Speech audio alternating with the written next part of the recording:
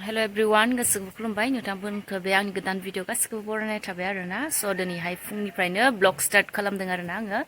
स' जेसे हायो नोंथांमोननो दिनैनि दिना माबायदि थाङो नोंथांमोननो शेयार खालामगोन आरोना बेखायनो भिडिअखौहाय स्टार्ट खालामनाय जाबाय नोंथांमोना नायलांबाय थादो आंनि भिडिअखौहाय मोजां मोनोब्ला आरो सोरबाफोर गोदानब्ला आंनि चेनेलावहाय प्लिज अननानै आंनि चेनेलखौ साबस्क्राइब खालामनानै हो आरोना स' बे फुंनिफ्राय लानानै मा खालामो नायलांबाय थादो आरोना नोंथांमोननो शेयार खालामलांबाय हानसै मोनसेनिफ्राय मोनसे मर्निं आंना मैगङा बेयो आरोना ओंख्रिया दिनैनिया स' लाफादों आलु आरोना मर्निं ओरैनो जास्ट सिम्पोल ब्रेकफास्ट खालामसै आरोना दिनैहाय सुना लाग्रोनोसै आरोना आं नोंथांमोनखौ लोगो हमसिगोन सुखांनानैहाय मोनसे माने दखान खुलि नागिरदों आरोना स' बेयावनो दिनैहाय प्रेयार लानो जास्ट माने अपेनिंनि थाखाय प्रेयार लानो नागिरदों आरोना स' बेयावनो थांनो थाखाय रेडि ओमफ्राय आं मोनसे खोथा नोंथांमोननो शेयार खालामनो होननानै सानबाय थादोंमोन खिन्थु सम मोनाखैमोन आरोना स' नै दाखालिहाय 1 विकआनो जाबाय स्कुटि गोदान लायबाय आरोना जोंहा स' बे खामानिनि थाखायनो माने स्कुटिबो लानो गोनां जाबाय आरोना स' गोदान पुरा माने पसन बायदि मोनस्रायासै आरोना ओंखायनो डिअ'खौनो लाना फैबाय आरोना डिअ 125 दा गोदान मडेल होनना होनदों रिमट नामा साबिनि नङा आरोना रिमट नामा होनगोन इनि आरोना स' नोंथांमोननो बेखौनो आं शेयार खालामनो होननानै सानदोंमोन खिन्थु शेयार खालामनाय जायाखैमोन आरोना स' दिनैहाय नै कालारा माबायदि जाखोथाय स' बिदिब्ला आङो दायो थांनोसै ओमफ्राय नोंथांमोननोबो देखायनोसै आरोना स' आं दखान न'आवनो प्रेयार खालामनो नागिरदों आरोना जोंनाथ' मेन जेखि खामानि मावनो लाया मानो प्रेयारजोंसो स्टार्ट खालामनो गोनां ना इसोरनियाव गथायग्रोनांगौ स' बेखायनो आंबो बिदिनो दायो थांनो नागिरदों आरोना नायलांबाय थादो माने थांनो थाखाय आङो माने रेडि जाबाय आरोना स' थांनोसै गासैखौबो इसोरनियाव गथायग्रोनानैसो खामानियाथ' जायोथ' बेखायनो आंबो माने दखान होनो नागिरदोंलाय रे स' बेखौनो इसोरनियाव गथायग्रोनानै बिदिनो गाबोननिफ्राय स्टार्ट खालामसै आरोना जागायजेनलांसै थांसै आरोना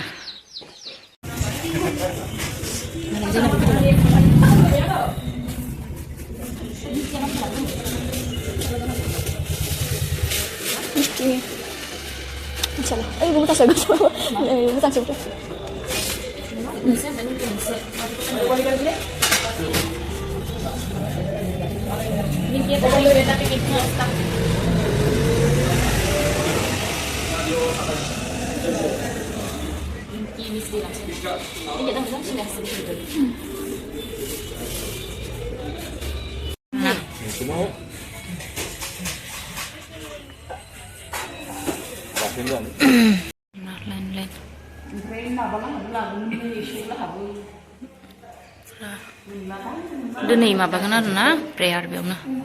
ओरैनो एनथाब सावनो थाखाय फिथा गुन्दैखौ बाहाय सान्दुङाव लामस्र'दों आरोना बेयाव दा सान्द्रि मोनसे आरो बेयाव दाला से आरोना एनथाब सावनो थाखाय रेडि दैसा जिङाव एनथाब सावदों आरोना सासे नायग्रा अरबो सुना होग्रा लोगोफोरनि खाथियाव लागायाव बिदि होबाय जोंनियाबो मा होनगोन बेयो मागो बायनायनि ना मा होनगोन ना मागो बायाखै जोबाखै मागो लास्ट लास्ट सिगांनि बायनायावथ' मागोफोरानो गासै प्रग्रामानो दिनै जोंनिया सोलायजोब्बाय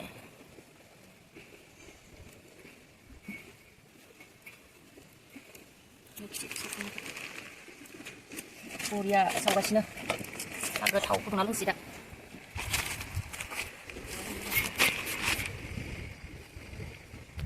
गुन्दैखौ माने दैजों नानानै लाखाबाय फुरा नै दैसा जिङाव होखादों नै बे अर सुग्रा आंनि नारेंखल बेखौ सावखांदों आरोना दासो सावहांदों बे गामलासेखौ सावजोबगोन गामलासेखौ सावजोबगोन आरोना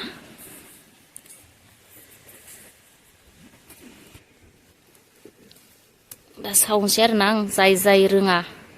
नायनानै लानो हागोन बेखौ होनानै ओरै गुल खालामबाय आरोना सोरबा माने खोस्लि ना मा होनो जोंनियाथ' गारबा होनो खोस्लिदोंहाय खालामनानै बिदि नारेंखलखौ होखांनानै आरो खोस्लिदोंनो थनफिनो आरोना खिन्थु आं माने सुखुवा आरोना नै बेबायदि हिदोंनो ओरै थनबोना लानानै आखाइदों ओमफ्राय ओरै गल खालामबोसिगोन आरो आं ओमफ्राय बिनि उनाव हिदों ओरै खालामसिगोन बे जाबायबो आरो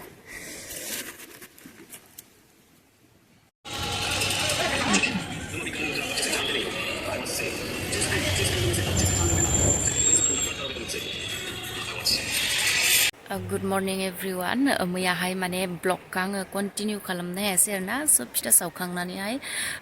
उदालगुरि थांदोंमोन आं माने बिनानावखौ बिदिनो टिउसनाव दिनहैबाय थानाय जायो आरो 6 बाथाय 5निफ्राय 6 आरोना ओमफ्राय 6निफ्रायथ' फैनानै 1 आवार लाखायो जोंनिया न'आव सफैनो थाखाय 7:20 बेफोरबायदि जाखायो आरोना स' आं मोनानायखाय आरो गारि सालायनायावथ' आरो बिदि मोनानि टाइमाव मादि भिडिअ लाबाय थानो होननानै आङो भिडिअखौहाय लानाय जायासै आरोना फिथा सावनानैनो ब्लगखौ लालांबाय थानो बावगारबाय आरोना आङो ओमफ्राय दायो नेक्स्ट मर्निं आरोना दिनैहाय सिखारबाय उन्दुनानै माने ब्रास टास खालामाखै आरोना आङो ओमफ्राय ब्रास खालामसै मानसै ओमफ्राय मैयाहाय आङो दखान न'नि जे अपेनिं प्रेयार खालामहैदोंमोन ना आंनिनो दखान ओमफ्राय स' दिनैहाय बाजार दिन आरोना सेटारडे दिनैहाय स' बेखौनो सानबाय माने दिनैबो बाजाराव थांनायखौनो नोंथांमोननो शेयार खालामसै होननानै दिनैहाय ब्लगखौ स्टार्ट खालामफिनसै आरोना स' दायो आङो सिखारबाय फ्रेस आरि जानोसै ब्रास टास खालामनानै ओमफ्राय रेडि जानानैहाय दखानाव थांसै आरोना दिनैनि दिना माबायदि थाङो दिनै फार्स्ट सुरु आंनि बे गोदान बिजनेसखौहाय आं सुरु खालामनो नागिरदों इसनि इस्सा माबायदि जालाङो स' नायलांबाय थादों ना नोंथांमोननोबो शेयार खालामलांबाय थानोसै आं जोंनि बाजारखौहाय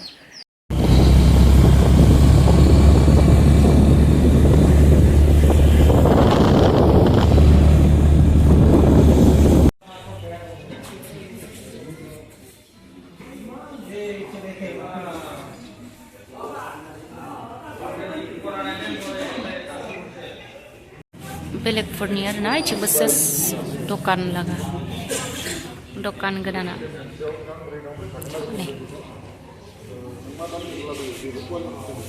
स्टार्ट दिनैनिफ्राय माल एसे होदोंबाबो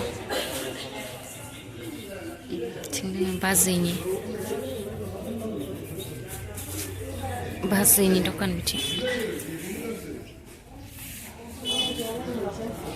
आलायथां ओइ र'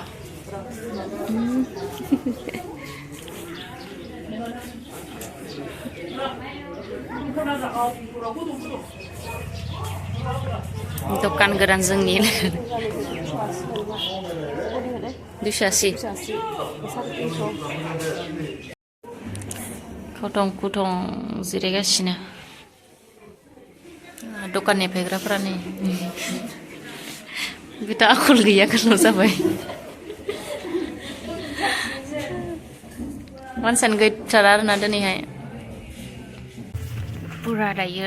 दखान सखान होनानै बन्द खालामनानै हायबाय आरोना स' दिनैनि भिडिअ माबायदि जाखो ससे नोंथांमोननो शेयार खालामनानै भिडिअखौहाय खालामनाय जाबाय आरोना थेंक इउ स' माच जायफोरा आंनि भिडिअखौहाय नायबाय नोंथांमोननि गोसो गोरबोनिफ्राय थेंक इउ जायफ्रा आंनि भिडिअखौ नायबाय थेंक इउ स' माच आरो सोरबाफोर गोदानब्ला आंनि चेनेलावहाय प्लिज अननानै आंनि चेनेलखौ साबस्क्राइब खालामनानै हो आरोना दायो अर सायगासिनो जोङो स' भिडिअखौहाय बेयाव दोनथ'नोसै आरोना बाय बाय